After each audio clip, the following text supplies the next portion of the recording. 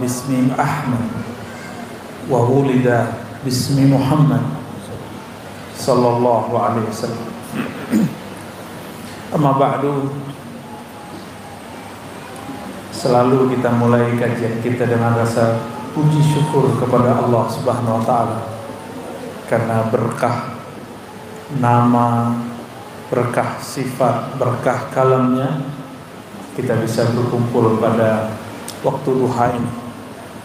Dan ternyata sudah 9 tahun ya ajengannya. Buya, ini Buya juga dia.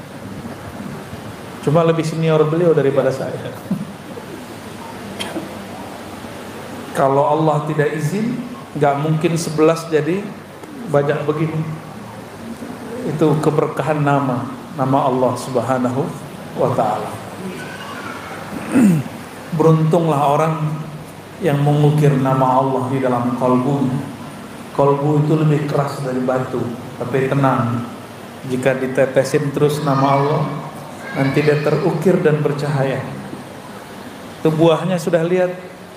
Mu'allaf Bunda Tina berpulang nama Allah akhir kalamnya. Benarlah kata Nabi, man kana akhiru kalamihi la ilaha illallah dakhal jannah. Siapa yang akhir kalamnya la ilaha illallah pasti masuk surga. Kenapa tidak? Dia di dunia sudah masuk taman surga, maka dia meninggal langsung masuk surga. Salawat dan salam kita kirimkan kepada pemilik kunci surga, Sayyidina Muhammad sallallahu alaihi wasallam. Man nasiya salata alaiya khati'a tariqal jannah. Hadis Imam Ibnu Majah, hadisnya hasan. Siapa yang lupa sengaja berselawat kepadaku, dia akan khati'ah. Ketika hendak ke surga dia salah jalan. Masih di dunia akan salah ma'rifatnya kepada Allah. Apalagi kalau sudah mau wafat. Kita sudah banyak ketemu orang-orang yang ma'rifatnya ma'rifat setan. Ciri-cirinya gak mau sholawat sama Nabi, malah meremehkan Nabi. Malah sering kemudian mengatakan, oh Muhammad yang dikubur di Madinah itu gak usah. Ya ada Muhammad dalam badan saya. Nah ini kalam-kalam berbahaya. Betul ada Nur Muhammad di dalam diri, tapi tidak boleh merendahkan Muhammad bin Abdullah. Karena Nur Muhammad yang paling sempurna itu ada pada diri Sayyidina Muhammad bin Abdullah sallallahu alaihi wasallam. Jadi ngaji ma'rifat itu memang harus hati-hati juga.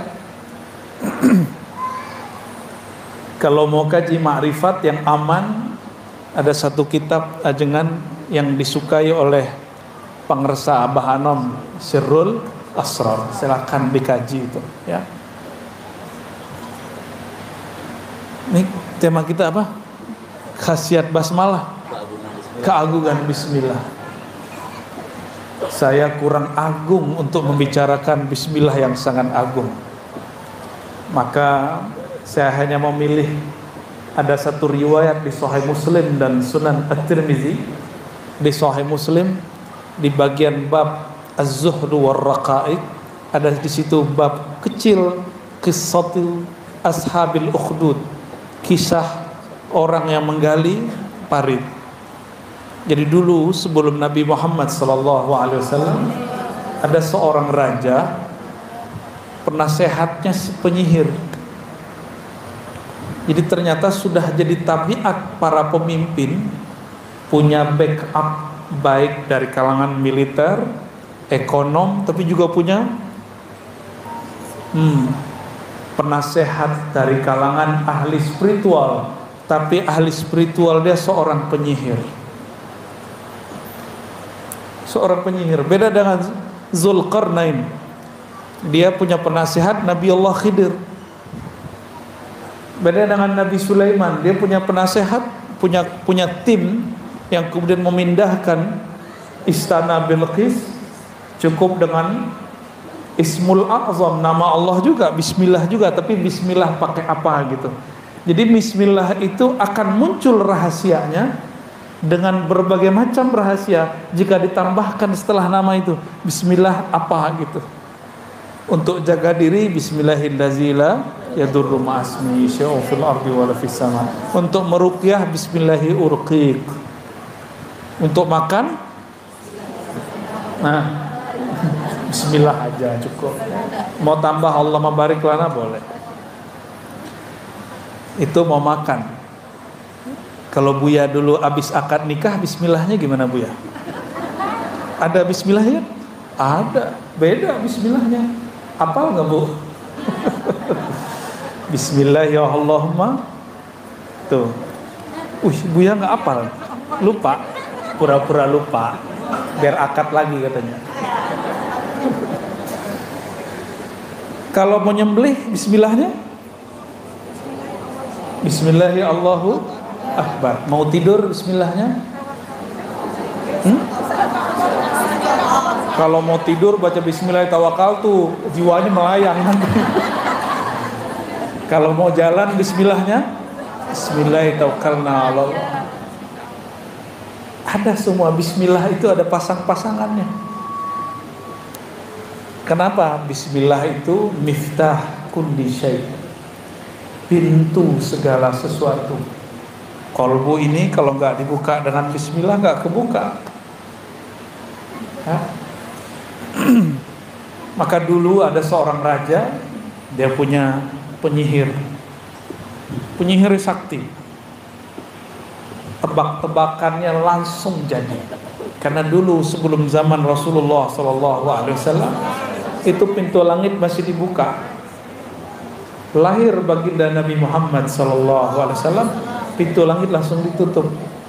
Maka dulu dukun dengan nabi ramalannya hampir sama, berarti tidak sama.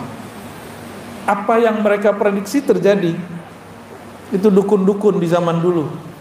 Zaman sekarang saya nggak percaya sama sekali sama dukun, sama sekali. Kenapa pintu udah ketutup kok?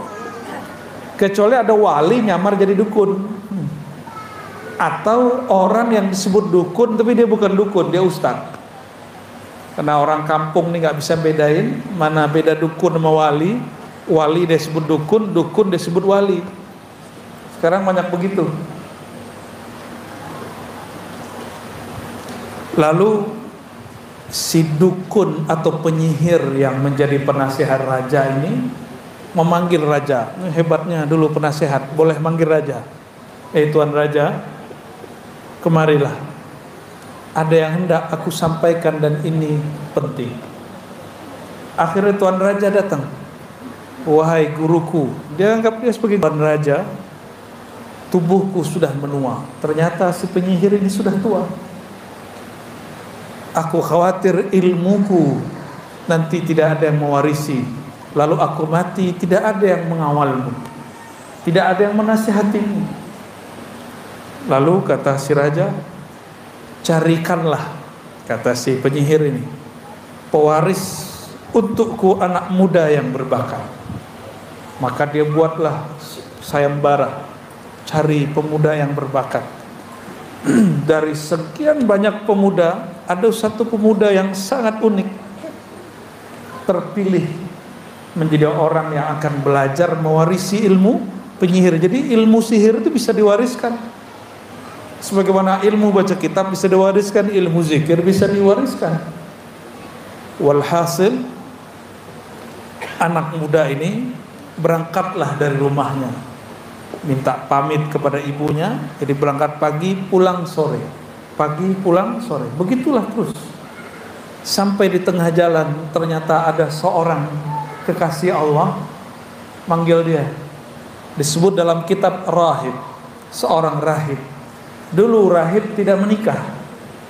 Sekarang kalau Buya menikah, Buya jangan menikah. Alhamdulillah. Dulu rahib ustadz gak menikah. Si rahib ini mengatakan, wahai pemuda, maukah kamu aku ajarkan yang lebih bagus daripada yang diajarkan penyihir? Ternyata si rahib ini dengar bahwa si pemuda ini terpilih.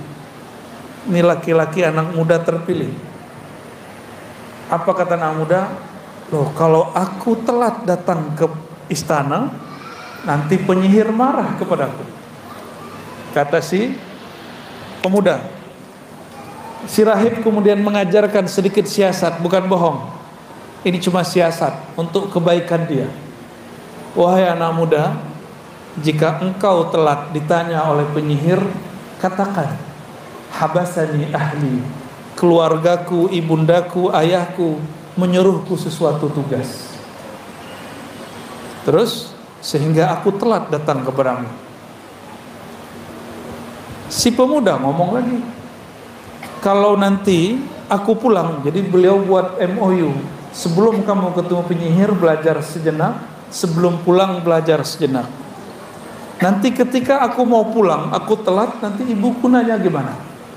Apa kata si rahib? Katakan kepada ayah bundamu bahwa aku banyak tugas dari penyihir. Nggak salah juga tuh, banyak tugas.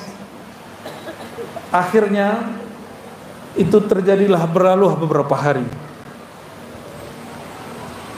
Penyihir mengajarkan satu ilmu pakai nama Allah juga, tapi nama Allah yang disimpan oleh iblis. Iblis itu tidak sakti kalau nggak nyebut nama Allah, maka dia sebut nama Allah juga, tapi tambah-tambahan yang aneh. Sedangkan si rahib juga mengajarkan nama Allah, tapi di hadis dirahasiakan nama Allahnya. Di suatu perjalanan lagi ramai-ramai, ya, di perjalanan dia berangkat, dia mulai bingung yang benar rahib atau penyihir, karena ketika dicek dua-dua ilmunya bekerja. Dicobain, wah kok semuanya berefek, berarti orang ini, anak ini sangat berbakat. Ketika mereka berkumpul, orang-orang di kampung berkumpul, di kota berkumpul, tiba-tiba ada satu binatang masuk ke kampung. Dia lagi bergumam, mikirin, guruku penyihir, guruku rahib, ikut siapa? Sampai pusing kepala dia.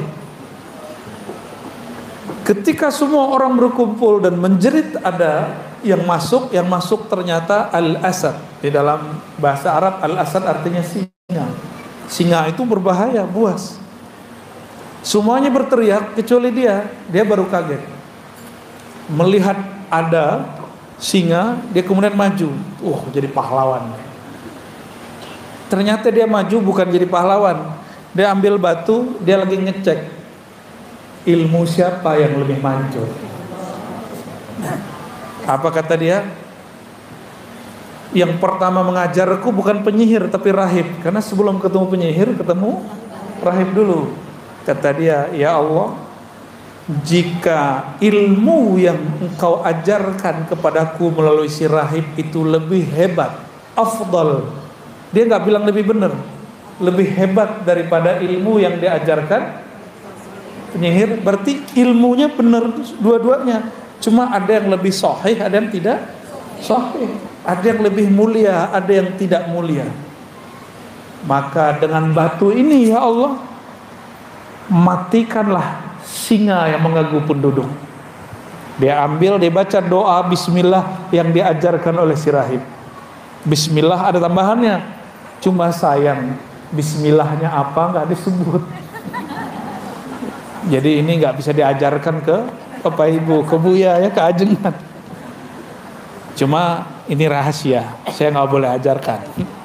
Ada sir yang sudah menyebutkan, itu dirahasiakan. Karena nanti efeknya bahaya. Nanti ada orang asik nanti berubah jadi dukun. Awalnya jadi rahib, lama-lama jadi dukun.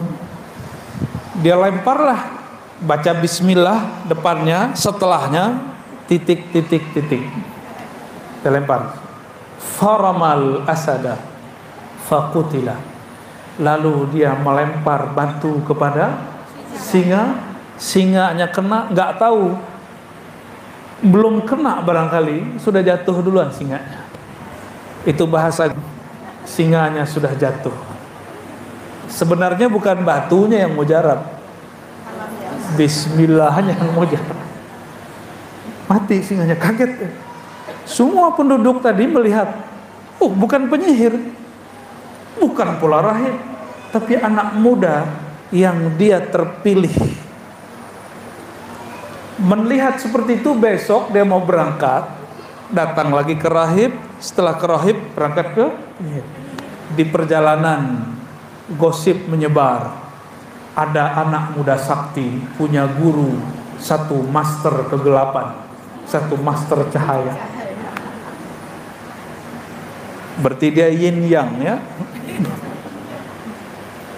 Anak muda ini didatangilah oleh orang-orang. Ada yang bawa anaknya penyakit kulit, ada yang buta, ada yang lumpuh, dibawa semua.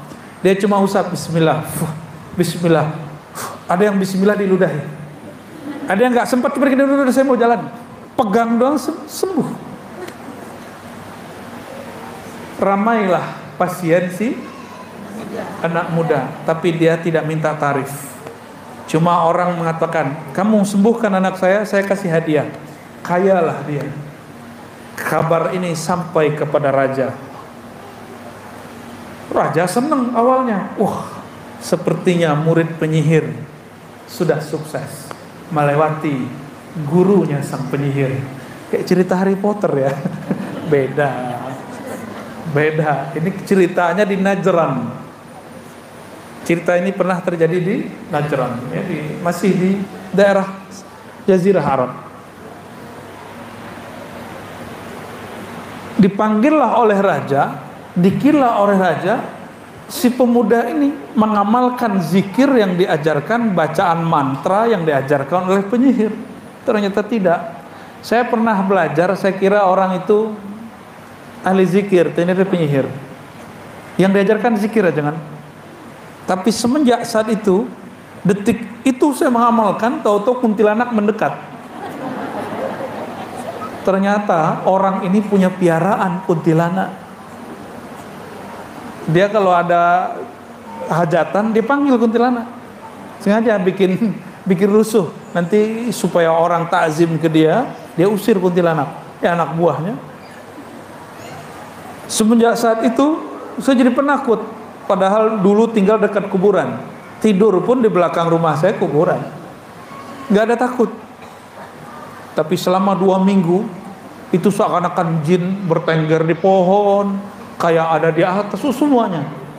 Ternyata orang-orang belajar ilmu kebatinan kepada ahli-ahli spiritual yang tidak mengajarkan tauhid dengan benar, jadi penakut. Jadi dukun itu orang paling penakut. Penakutnya bukan main. Tapi anak muda ini nggak penakut.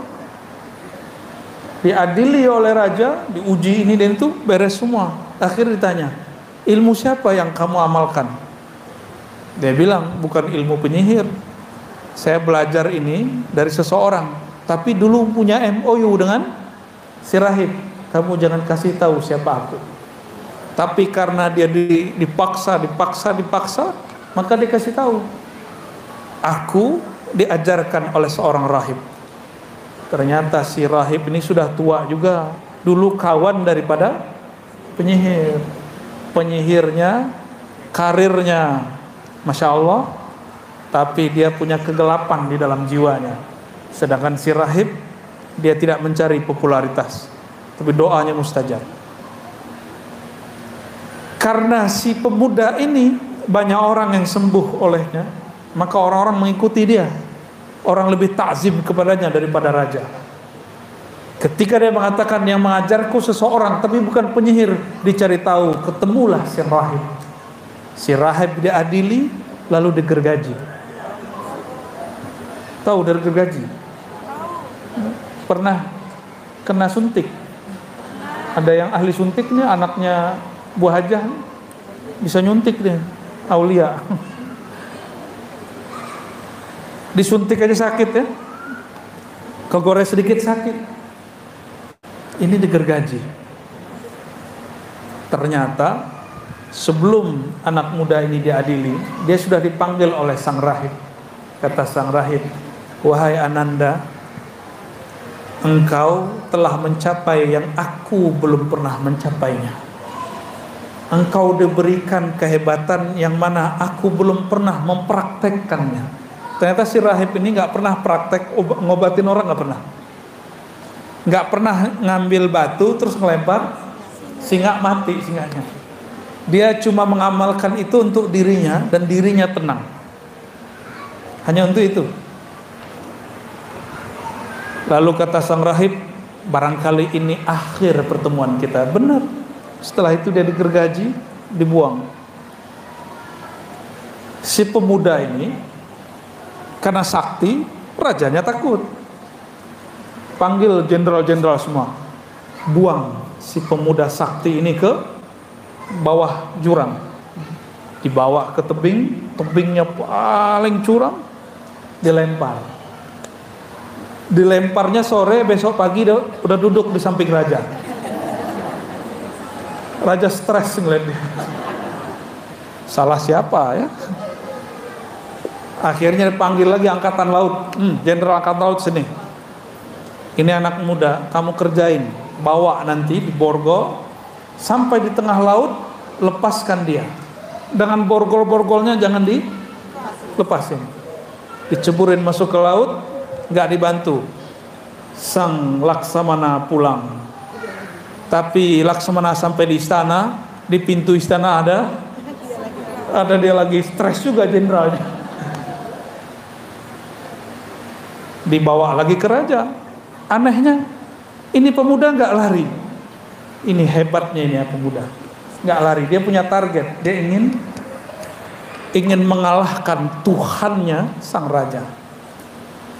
Ingin kemudian mempermalukan raja dengan semua kejahilannya, supaya umat kemudian tahu siapa dia. Walhasil dia diadili lagi. Raja kemudian berkalam banyak. Terus dia bilang, si pemuda, wahai tuan raja, gak usah repot-repot bunuh saya tidak akan mati. Inilah asal muasal ilmu debus. Ini asal muasal ilmu. Berarti debus itu bukan ajaran sihir. Debus itu aslinya karomah para aulia. Si pemuda ini ngomong gini, mirip kayak Nabi Ibrahim, cuma ini lebih dahsyat. Wahai tuan raja, engkau baru mampu membunuhku jika engkau menyalibku lalu memanahku dengan satu bacaan. Rajanya semangat. Hanya engkau yang bisa memanahku, tapi dengan satu bacaan yang nanti aku bisikkan kepadamu. Kata si raja, oke. Besok pagi dia disalib. Jadi dulu biasa orang-orang yang mau dihukum disalib. Jadi itu bukan ajaran Kristus. Itu memang sudah kebiasaan orang lama. Tahanan-tahanan orang jahat, orang-orang yang dibenci oleh penguasa, dia kemudian disalib. Setelah disalib, dia kemudian ngambil panah si raja ini, lalu membaca yang dibisikkan malam tadi kepadanya.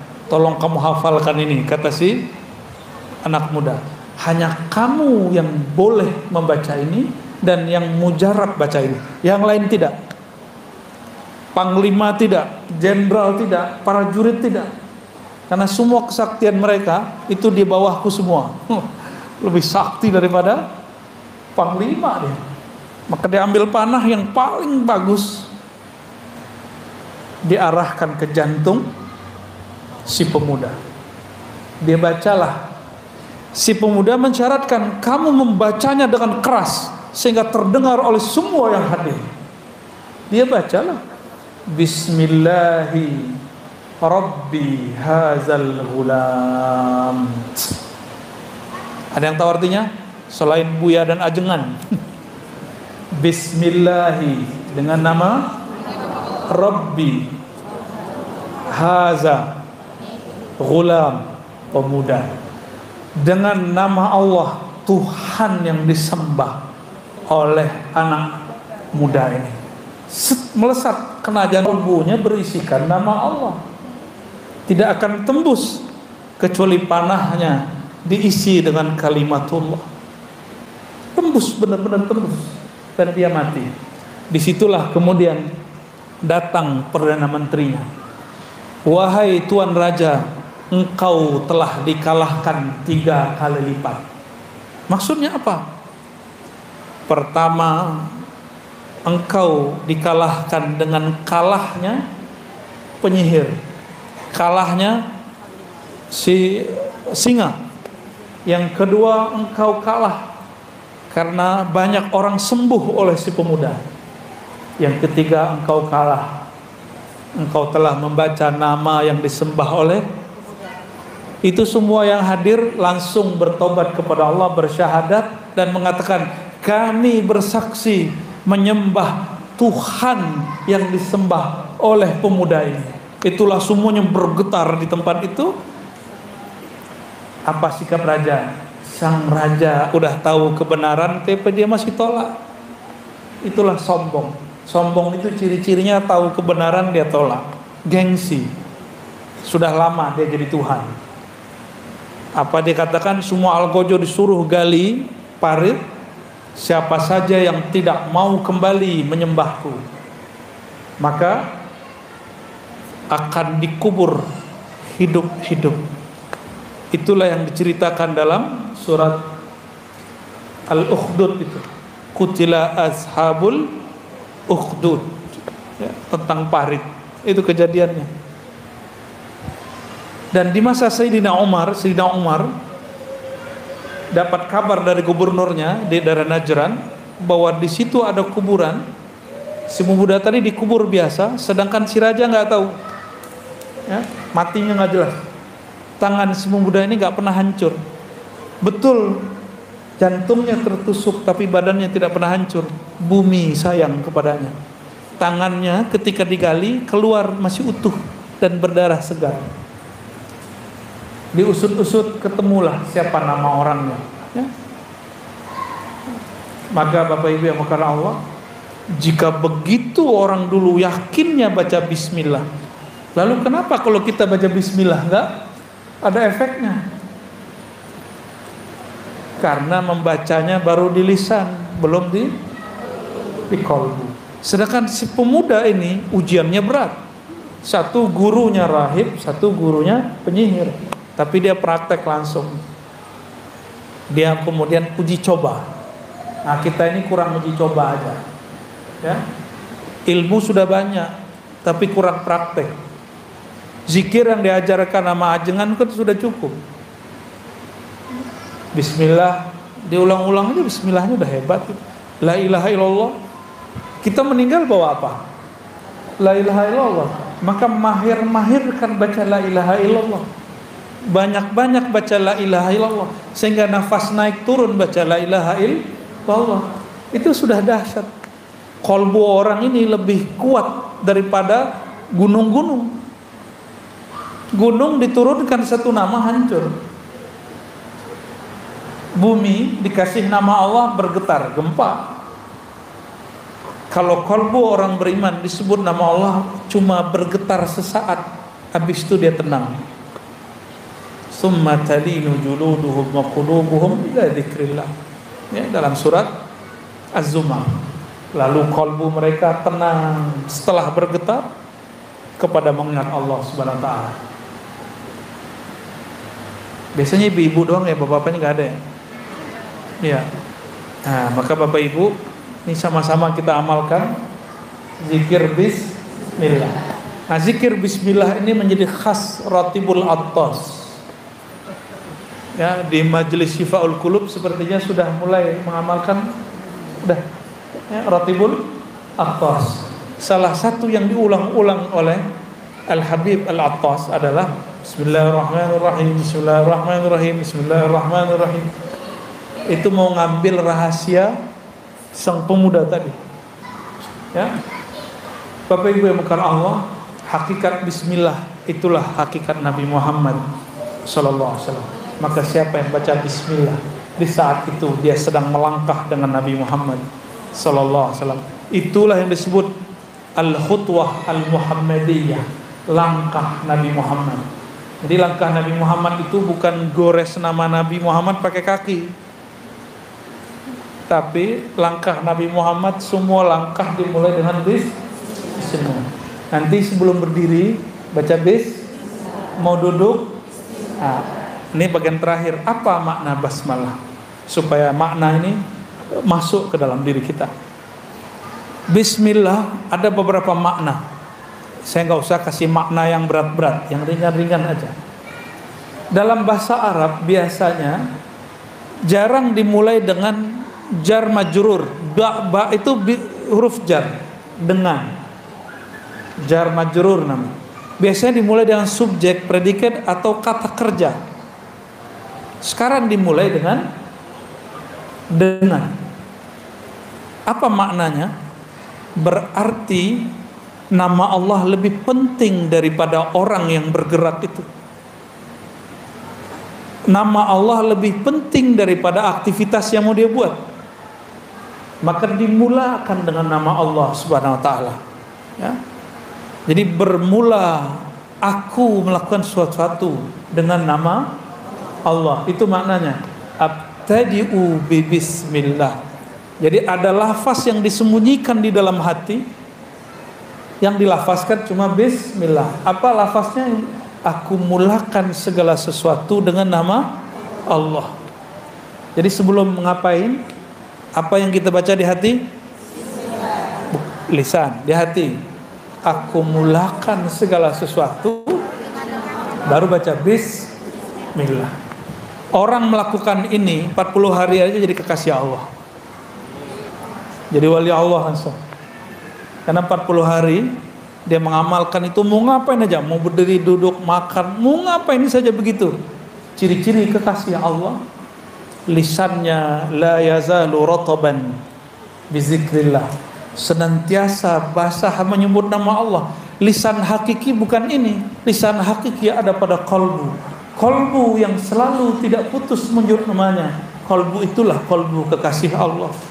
Kekasih Allah itu bukan orang yang punya performan berserban berkopiah, tapi orang yang di dalam kalbunya ada hiasan Bismillahirrahmanirrahim. Tadi baca kayak pakai baju, pakai jilbab, pakai bismillah nggak Bu?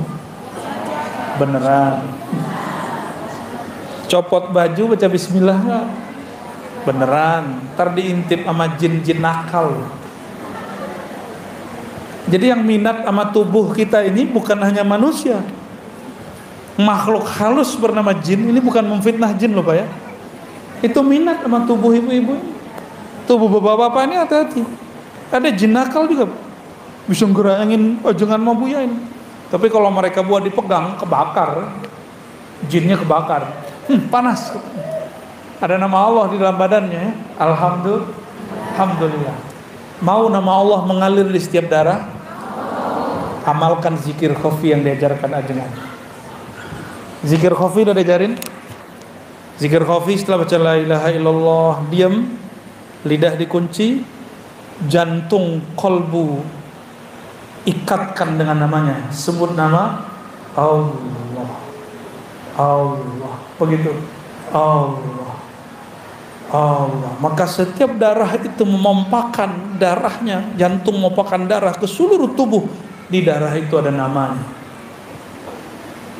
Kalau nanti malaikat maut mau cabut, dilihat ada nama Allah. Wah, ada engkau ya Allah, namamu. Maka dia lapor, ya Rabb, di dalam tubuh si fulan ada namamu, sedangkan engkau tidak pernah jauh dari hamba yang ada namamu. Apa kata Allah? Lembutkan ketika engkau mencabut nyawanya. Nggak bisa juga. Maka ada satu jalan lagi. Orang kalau baca nama Allah, kolbunya langsung dipindahkan. Detik itu orang baca nama Allah dipindahkan ke taman surga. Cuma kita nggak nyadar kan? Jadi setiap orang yang zikir, di detik dia berzikir, ruhnya Allah pindahkan ke dalam taman surga. Cuma orang itu nggak sadar. Kenapa? Kolbunya punya mata basirah belum terbuka. Kalau Allah bukakan sekali, dia akan merasakan minimal ketenangan. Tenang itu sudah di surga itu. Karena mata ini tidak bisa mengibaratkan apa yang dirasakan kolbu. Nabi mengatakan mala ainun ra'at. Mata tidak pernah memandangnya, telinga tidak pernah mendengarnya, tidak pernah juga terbersit di kolbu manusia. Kolbu manusia. Tapi kalau kolbu ini mengenal Allah, apa kata Nabi? Dia telah masuk riyadul jannah, taman-taman surga. Jadi nanti ibu-ibu yang hadir ini rajin-rajin zikir khafi, zikir kolbu, sebut nama Allah, maka di tubuh kita mengalir. Itulah sebabnya tadi almarhumah Bunda Tina bisa menyebut nama Allah, karena dia sudah menabung nama. Kita kalau lagi ada masalah, apapun masalahnya, yang di ATM keluar nggak? Keluar, ya. Ada urusan ini kita bayarin. Kalau di dalam ATM nggak ada apa-apa, utang ada, gimana mau bayarnya? Nanti kita punya masalah paling besar. Masalah paling besar, dicabut nyawa oleh malaikat maut. Maka tabunglah nama Allah di kolbu. Dia akan hormat kepada orang yang akan dicabutnya. Jadi dia hormat dulu. Salam ta'zim dariku, wahai hamba Allah. Ya ayyatuhan nafsul mutmainnah. Diundang. Ini kalam dari Allah, wahai hamba Allah, aku tidak berani mencabutmu, tapi Allah sudah mengundangmu. Kalau diundang presiden senang nggak? Senang. Oh, saya belum tentu senang. Kita diundang juga, tapi nggak semua undangan kita terima. Ya, diundang gubernur, diundang bupati, senang nggak? Senang. Apalagi bisa selfie sama si pejabat. Di belakang hujat dia, pas ketemu selfie sama dia. Banyak yang begitu. Ya, Bapak Ibu yang makan Allah, kalau yang ngundang Allah berarti orang ini spesial. Wahai jiwa yang mutmainnah. Jiwa yang mutmainnah, kembali ke makna yang ada dalam surat Ar-Ra'd. Ala bidzikrillah tatmainnul qulub. Ketahuilah, hanya dengan menyebut nama Allah, qalbu menjadi mutmainnah. Maka jiwa mutmainnah yang dipanggil dalam akhir surat Al-Fajr itu jiwa yang berzikir. Boleh kita artikan, ya ayyatuhan nafsul mutmainnah, wahai jiwa yang sudah tenang dalam nama Allah. Itu maknanya. Wahai jiwa yang sudah damai dalam menyebut nama Allah, berpulanglah kepada Allah. Irja'i ila rabbiki, pulanglah kepada Tuanmu. Rabb dalam bahasa Arab itu artinya Tuan, pemilikmu. Siapa yang memilikimu, wahai kolbu, wahai jiwa? Itulah pemilik surga. Ila rabbiki radiyatan mardiyah. Senang nggak kalau dijemputnya pakai kendaraan yang bagus, disambut oleh orang-orang yang mulia? Senang nggak? Senang. Ini bukan curhat. Saya dulu pernah diundang di suatu yayasan besar, tapi si ketuanya ada, tapi dia nggak menyambut saya. Padahal acara-acara dia. Mau pulang, saya tunggu-tunggu. Mana nih ketuanya? Mana nih kiainya? Enggak juga muncul. Begitu ya cara kamu nyambutnya dalam hati. Bukankah sunnah Nabi, orang percaya kepada Allah hari akhir, falyukram dhaifah, hormati tamu. Saya sudah tahulah ukuran dia, ya sudah. Secara manusiawi kita tersinggung dan gak nyaman. Jadi 2 hari di tempat itu hati saya tersiksa, gak nyaman sama sekali. Bayangkan orang-orang yang tidak disambut oleh sang pemegang kunci surga, maka dia dalam masa penungguannya dalam barzakh, sedihnya bukan main. Itulah siksa yang sebenarnya. Alam barzakh itu rajanya Nabi Muhammad. Padang mahsyar rajanya Nabi Muhammad. Ana sayyidu waladi Adam yaumal qiyamah. Aku rajanya manusia di hari kiamat. Hari kiamat dimulai dengan kematian. Oleh karena itu, dalam baca bismillah ada satu makna lagi yang mesti difahamkan. Aku mulakan dengan nama Allah, mengikut Sayyidina Rasulullah. Coba ulangi. Aku mulakan dengan nama Allah, mengikuti Sayyidina Rasulullah sallallahu alaihi wasallam. Maka saya dapat ijazah dari guru-guru saya, mulailah jalan dengan baca nama Allah, lalu baca salam salawat kepada Rasulullah. jalan, maka engkau sudah bersamanya. Kalau wafat syahid di jalannya. Jika engkau meninggal, engkau disambut oleh ruhnya, ruh baginda Nabi Muhammad sallallahu alaihi wasallam. Jika masuk kubur, Munkar Nakir gimana mau nanya? Kan Munkar Nakir pertanyaannya apa? Siapa Tuhanmu? Dia sudah bersama Allah. Munkar Nakir bertanya yang kedua, apa pertanyaannya? Ini wajah siapa? Lah yang punya wajah bersama dia. Disebut-sebut terus namanya lewat kolbunya. Maka Munkar Nakir itu pertanyaan imigrasi akhirat. Tidak akan ditanyakan kecuali formalitas kepada orang yang sibuk menyebut nama Allah dan cinta kepada baginda Rasulullah sallallahu alaihi wasallam. Semoga kita yang hadir semua ini, Bapak Ibu semuanya, orang-orang yang hatinya larut dalam nama Allah, kolbunya penuh cinta Rasulullah. Termasuk kami yang berkalam, Ajengan Asep, ya, Buya Junaidi Akbar, ya, dan semua yang hadir, semua panitia, semua khidmat kita dalam nama Allah, mengikuti baginda Rasulullah sallallahu alaihi wasallam. Ya. Enggak ada tanya jawab kan? Ada. Dua. Oke. Tafadhal.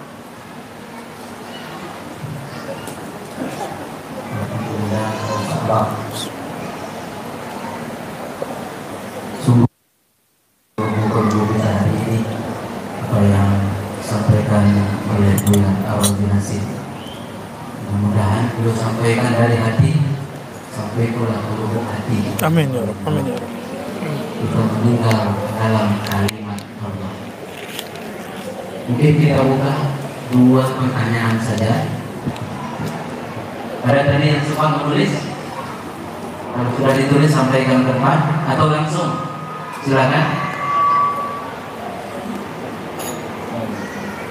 Oh iya, dari depan dulu. Ya, anak muda kita nih. Bismillahirrahmanirrahim. Assalamualaikum warahmatullahi wabarakatuh. Mohon izin kepada Tuan Guru Buya Fauzi Hasim dan juga Ustaz Junaidi Akbar dan juga Ustaz saya Ustaz Asif Rohani. Mohon izin menyampaikan Ustaz dan izin bertanya mengenai hal kita kalau bertawajuh, Buya. Apakah bertawajuh lidah kita, kalau saya pribadi Buya, itu lidah saya belum bisa untuk dinaikkan ke langit-langit, karena ketika saya tendangkan lidah saya ke langit itu belum bisa zikir dengan kofi itu Ustaz. Apakah itu diperbolehkan? Mohon izin untuk mengenai tawajuh Ustaz, karena saya juga mohon doanya, insya Allah saya berkhidmat di majelis zikir juga Ustaz. Saya selaku pemuda, umur saya masih 22 tahun Ustaz. Mohon doanya untuk selalu hati saya dapat beristiqomah untuk berzikir kepada Allah Subhanahu wa taala. Sekian wabillahi taufiq wal hidayah. Wassalamualaikum warahmatullahi wabarakatuh. Assalamualaikum. Memejamkan mata, mengunci lidah. Mengunci lidah itu tidak mesti dilipat. Yang penting lidahnya tidak sibuk dengan yang lain. Namun bagi orang yang kolbunya belum hidup, oleh para imam kita dianjurkan membacanya dengan lidah. Allah, Allah, Allah. Itu boleh. Cobain Bu. Ya, pejam matanya, pegang dadanya. Ikuti. Ya Allah, Ya Allah. Sama-sama. Ya Allah. Iyanya hilang. Allah, Allah. Nah, lidahnya tidak digerakkan lagi, mulut dikunci, mata tetap dipejam. Sebut nama Allah dengan kalbu. Allah,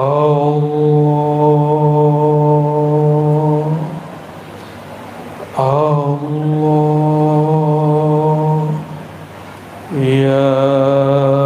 Allah Muhammadur Rasulullah SAW. Ya, cukup. Terasa nggak terasa, nama Allah sudah masuk. Ya, jadi rasa itu nggak mesti dikunci lidahnya. Yang penting kolbunya bergerak menyebut nama. Karena hakikat yang menyebut nama itu kolbu. Tapi jika kolbu belum bisa sendiri, temani dengan lidah. Allah, Allah, Allah. Tapi sebaik-baik zikir khafi, ma khafi, yang suaranya tidak terdengar. Kita baca dengan lidah, tapi cuma kita yang dengar. Itu juga boleh. Ya, jadi jangan sampai kalau lidahnya belum dikunci ganggu orang. Gitu ya. Nikmat orang yang kolbunya ada nama Allah, hidupnya nggak pernah kesepian. Berarti orang-orang yang kesepian siapa? Yang kolbunya sepi dari nama Allah. Kolbunya sepi dari nama Allah. Orang yang menyebut nama Allah di kolbunya, Allah menyebut namanya dalam zatnya. Orang yang sebut nama Allah di keramaian, Allah sebut nama dia di majlis para syuhada, majlis para aulia, majlis para anbiya, mursalin dan malaikat. Itu yang disebut selebritis langit.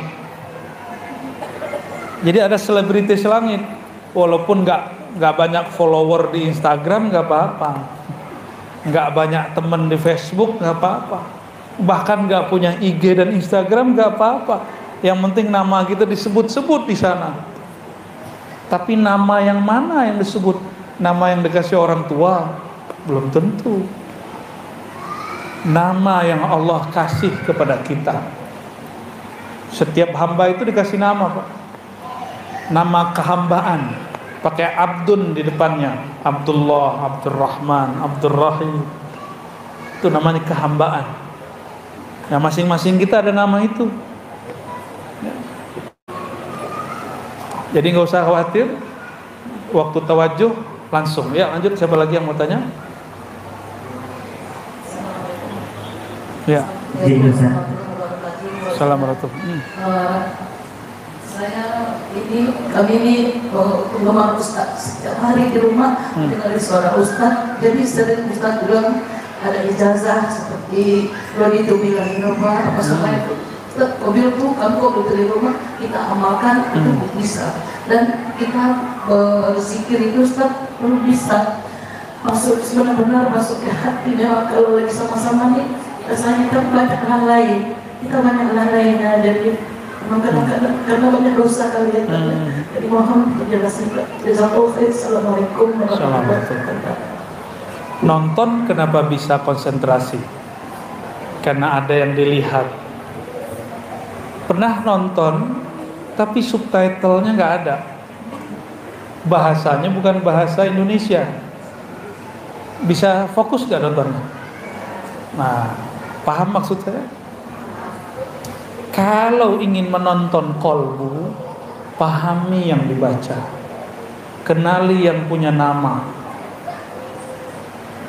Kalau sudah kenal yang punya nama ini pemilik alam semesta.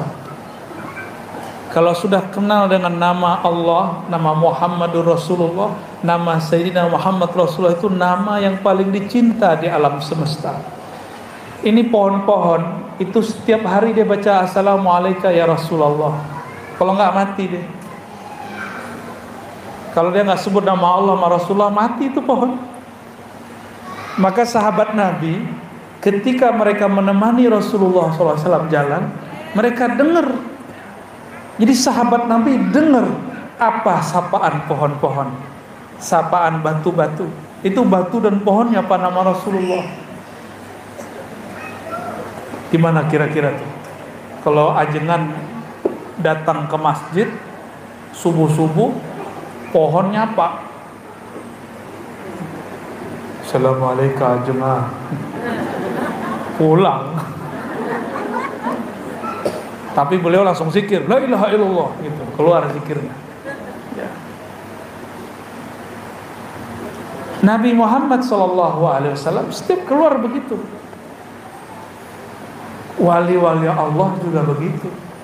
Kalau jalan kemana disapa, hewan-hewannya apa dia, pohon-pohonnya apa dia, malaikat pun sapa dia. Kata Nabi SAW, siapa yang istiqomah berzikir menyebut namaku, maka safahatkumul malaikah, malaikat akan menyalaminya. Di mana dia salami?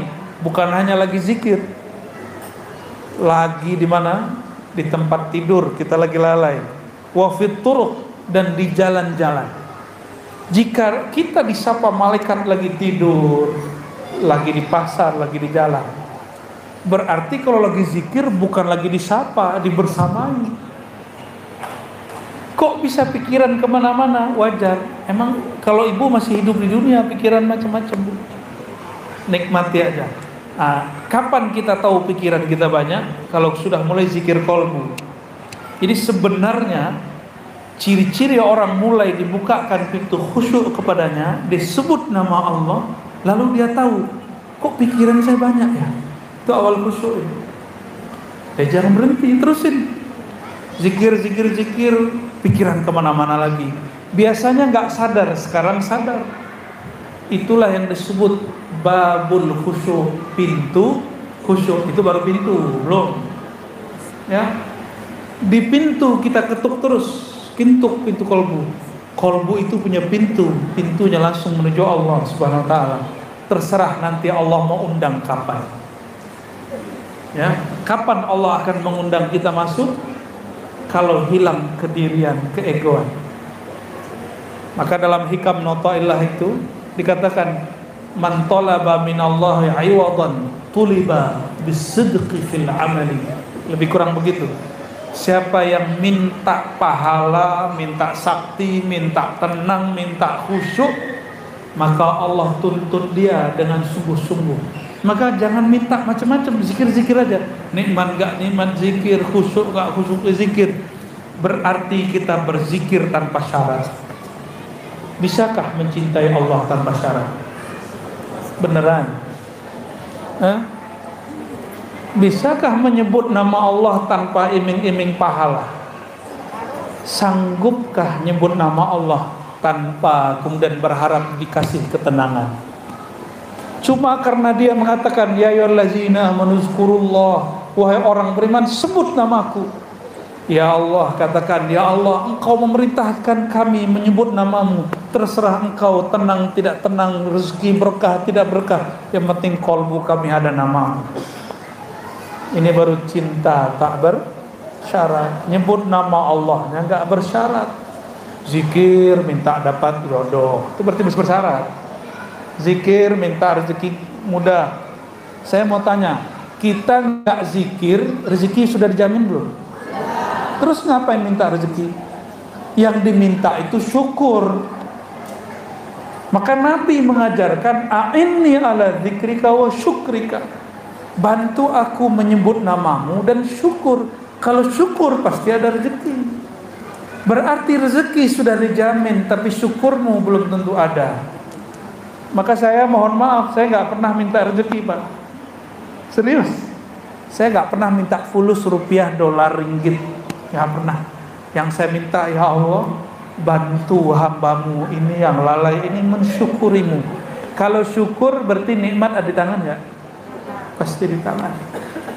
Gak mungkin Allah bantu kita bersyukur, nikmat dia gak ada di tangan. Paham?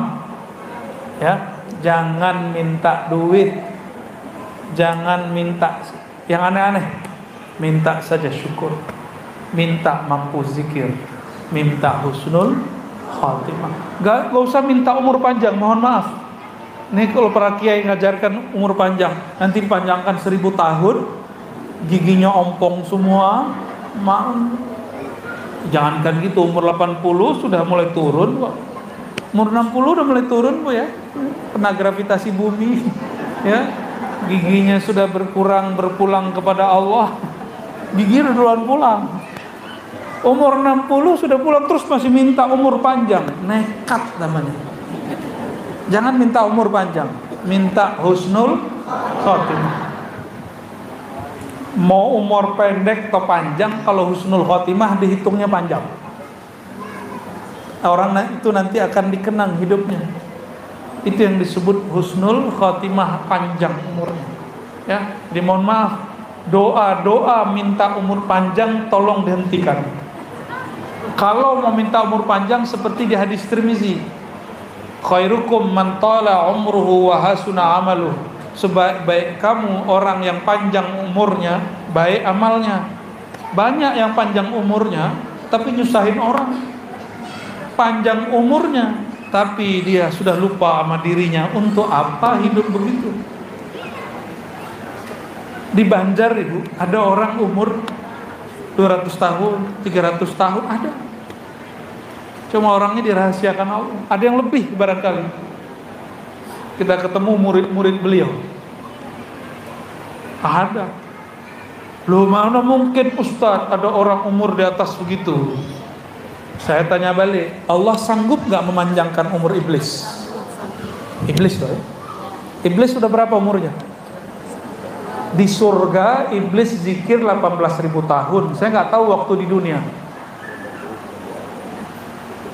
18.000 tahun di surga. Gimana? Umurnya panjang? Allah sanggup memanjangkan umur iblis? Masya Allah gak sanggup memanjangkan umur Nabi Khidir. Masya Allah gak sanggup memanjangkan umur wali Allah. Wali Allah itu gak dimatiin kalau dia gak minta mati. Imam Bukhari minta mati kalau Allah jemput. Sudah sekian kali orang mau bunuh dia gak mati-mati, selamat aja terus. Tiba-tiba beliau sudah capek, pergi lari dari orang-orang zalim. Apa kata beliau sampai disamarkan, ya Rabb, malam ini jemputlah aku. Dia usap tangannya, langsung dia rebah. Dikuburkan juga malam itu. Kuburnya digali di dalam bawah tanah. Alhamdulillah kami dapat izin ke sana. Wali Allah begitu, suka-suka dia mau meninggal kapan. Dan wali Allah itu disebut wali karena ada tugasnya. Kalau tugasnya belum selesai, dia belum berpulang. Sama Bapak Ibu ini, kalau tugasnya belum selesai, sebenarnya punya tugas. Kan semua kita ini sebenarnya bakat kewaliannya ada. Maka disebut wali am, wali umum. Tapi kalau dia kenal Allah, tahu tugasnya, dia wali khas. Ya, dalam teks-teks yang saya temukan di ulama-ulama Kalimantan, siapa yang kenal ma'rifatullah, dialah kekasih Allah. Siapa yang memahami kalimatullah, ma'rifatullah, lalu mampu mengajarkan kepada makhluk-makhluk Allah, dialah para khawas. Siapa yang mampu mengenal nama Allah, rahasia-rahasianya, sifat-sifatnya, lalu dia simpan mana yang pantas disimpan, dia ajarkan mana yang perlu diajarkan, dia khawasul khawas. Jadi tugas kita cuma itu ya. Ada wali kekasih Allah cuma dititipkan satu nama di kalbunya, cukup. Gak usah banyak-banyak ya. Sudah jam 11. Hah? Kita sampai jam berapa? Sudah. Wah, sudah selesai kata Bunda Hajah. Bapak Ibu yang bukan Allah, ya, kita tutup dengan doa ya. Mari. Semua yang saya ijazahkan di kajian-kajian yang Bapak Ibu dengar, selama sumbernya tidak potong-potongan yang tidak bertanggung jawab, silakan diamalkan. Kecuali talqin. Talqin mesti ke ahlinya, tidak bisa talqin min tariq online. Mesti langsung kepada ahlinya. Maka ambil ke beliau yang sudah dapat izin dari guru-gurunya. Tidak masalah ambil talqin dari siapa saja. Tapi kalau bai'at tariqat cukup satu syekh. Kecuali sudah jadi mursyid. Mursyid boleh banyak kapalnya. Ya, orang kaya punya banyak rumah. Orang yang berniaga pun punya banyak kendaraan. Begitu juga kekasih-kekasih Allah, aset rohaninya banyak. Jalan menuju Allahnya setiap nafas naik dan turun. Mari kita tutup dengan doa. Innallaha wa malaikatahu yusalluna 'alan nabi. Ya ayyuhalladzina amanu sallu عليه صلوا عليه وسلموا تسليما لبيك اللهم صل وسلم وبارك عليه صلاة جبريل صلى الله على محمد صلى الله عليه وسلم صلى الله على محمد صلى الله عليه وسلم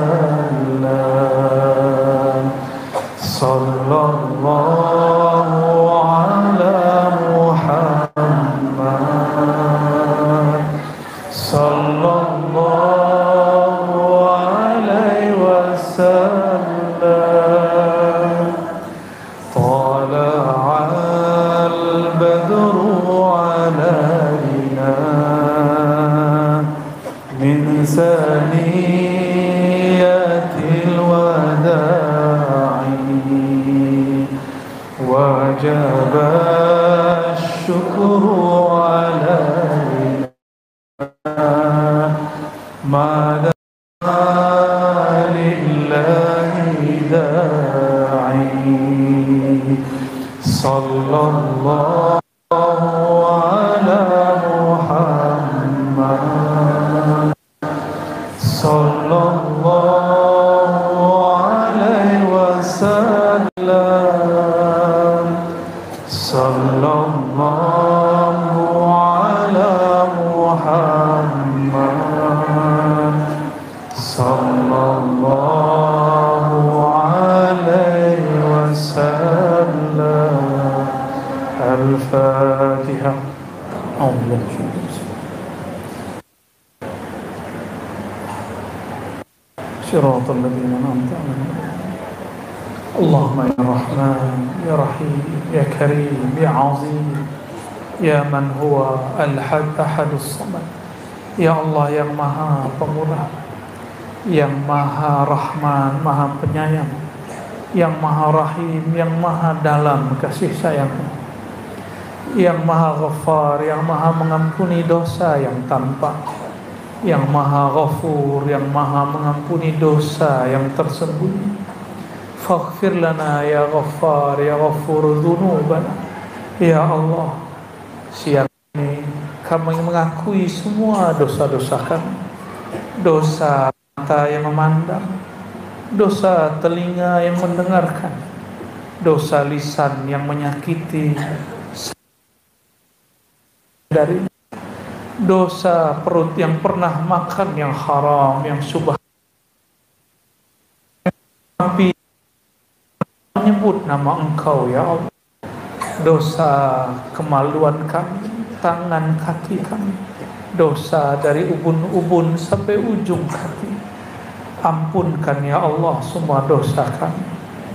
Dosa solat yang tidak khusyuk, dosa kolbu yang khianat, dosa kolbu yang sombong, dosa kolbu yang ada iri dengki, dosa kolbu yang di dalamnya ada nama selain Engkau ya Allah. Ya Allah, Engkau mengatakan melalui lisan Nabi-Mu, yanzuru ila qulubikum, Engkau hanya memandang ke dalam kolbu kami. Tapi maafkan, ampun beribu ampun ya Allah, di kolbu kami nama-Mu belum bertahta ya Allah. Di dalam kolbu kami masih ada nama dunia ya Allah, nama pekerjaan, pasangan, anak-anak ya Allah, nama yang tidak Engkau sukai ya Allah. Allahumma ya Allah, dengan izzah-Mu ya Allah, dengan kekuatan-Mu ya Allah, dengan nama-Mu Al-Kabir ya Allah, kecilkan selain nama-Mu ya Allah, besarkan hanya nama-Mu dalam kalbu kami ya Allah. Allahumma ya muqallibal qulub ya musarrifal qulub sabbit qulubana ala dinika wa ta'atik. Ya Allah, kami telah berusaha zikir, tapi di tengah zikir kami tidak khusyuk ya Allah.